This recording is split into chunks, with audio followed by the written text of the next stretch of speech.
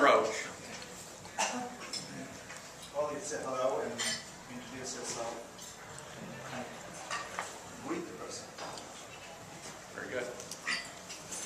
When you approach people, whether it's in person or on the telephone, smile.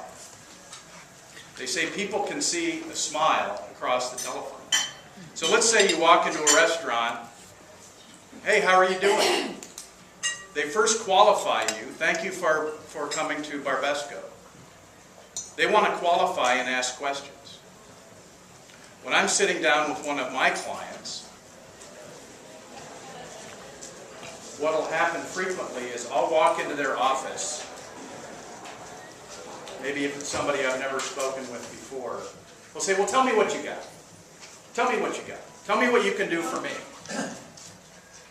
Some people will take that bait.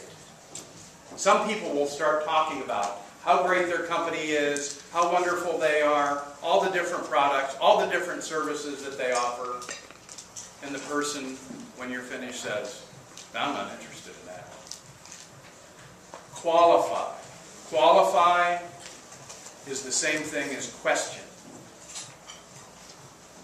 What I will do with people, because sometimes they're defensive about thinking that they're going to buy something from you, is say, I can tell you how wonderful I am.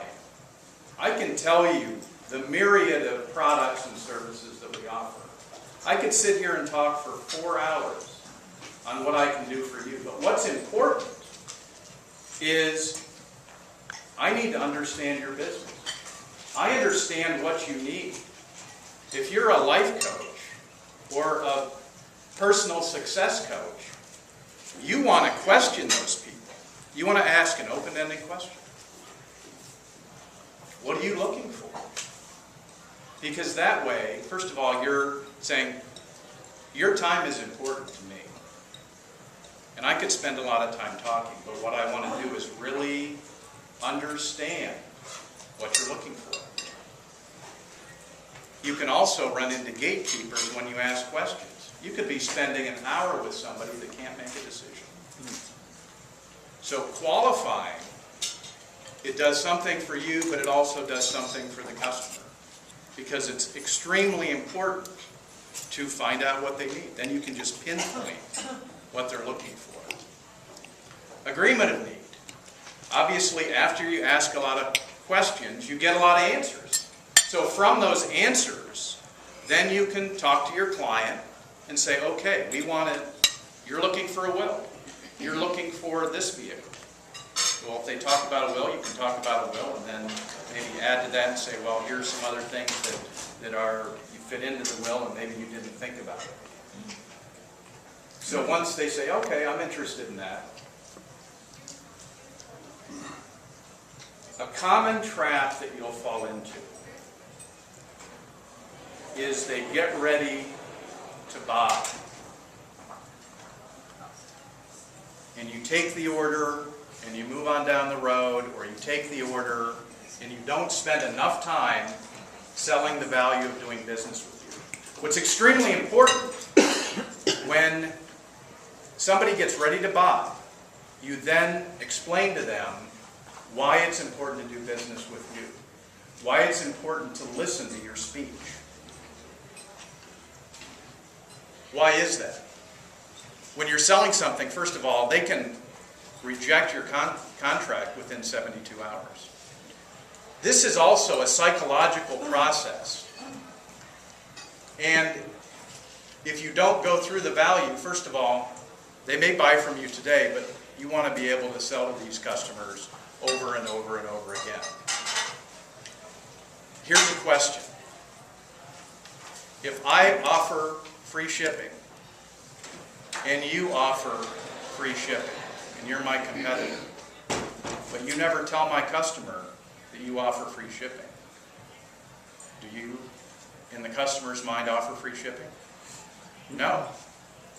Now what's important is that CPAs have a checklist of everything that a CPA does.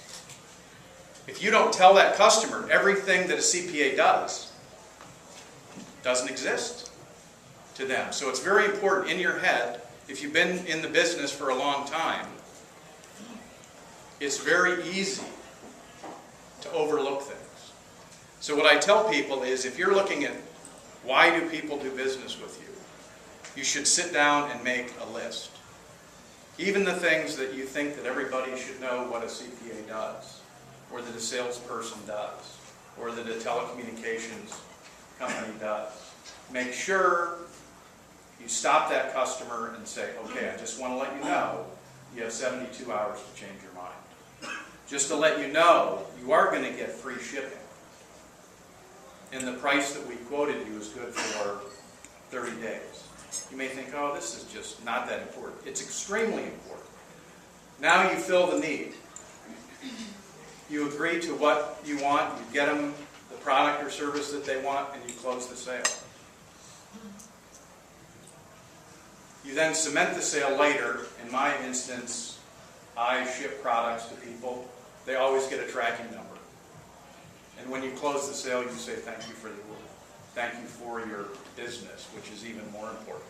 It's one thing to get an order. It's another thing to thank them for their business.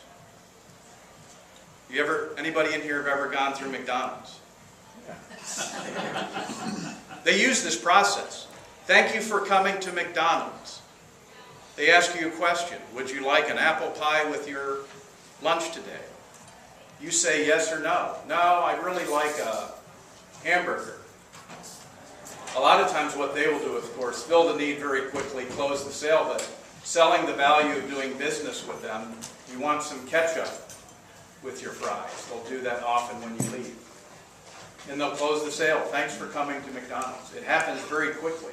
If you go into a restaurant and you sit more than 45 seconds without a wait person coming up to you, you're going to have a horrible experience. And what this is about, it's a psychological experience. Does anybody in here ever return products? What's very important, and my wife does this, and I return a lot of stuff she buys, but if I'm with her, I make sure the salesperson goes through this process because it's psychological.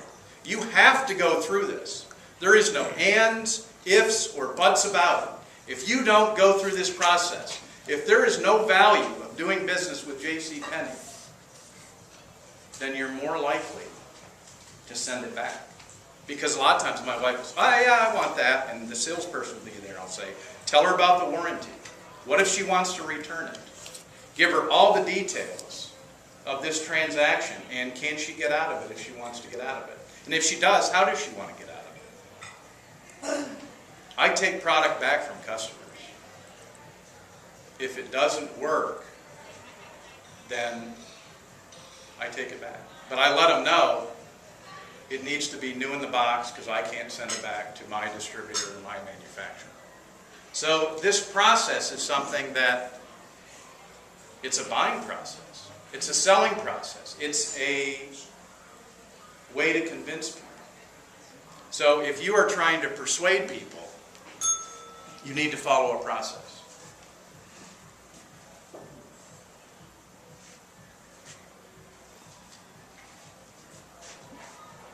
Definition of selling.